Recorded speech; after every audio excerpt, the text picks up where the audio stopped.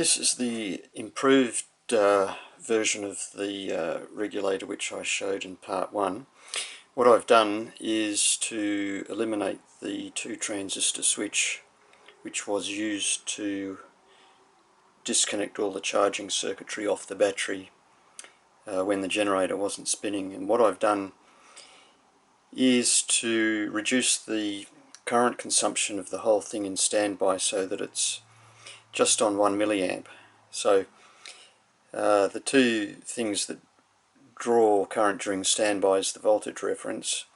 So by using a high brightness LED, I've reduced the voltage reference current now down to about 800 microamps, and the error voltage input bleeder resistor chain is only drawing 150 microamps, so that's well within the capability of a lead acid battery to leave connected all the time. So aside from that, the circuit works as before, and I'll just demonstrate it. We've got a charge current of just about 3 amps there. Voltage is coming up.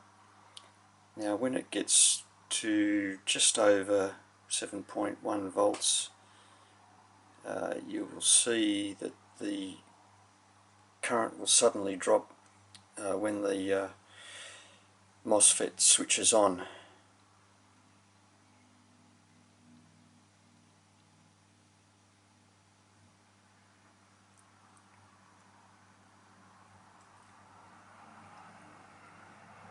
Okay, so you can see that the regulation has now started to commence.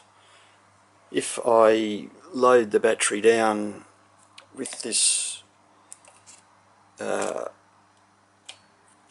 watt light bulb, which is 5 amps at 6 volts,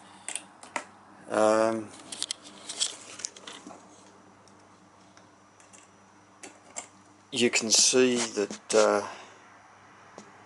the regulation is no longer operating, so that's just the full charge current going into the battery, and the MOSFET's not switching. So I'll take the bulb off again. Voltage is starting to come up, and again once it gets to a bit over 7.1 volts it'll recommence regulation.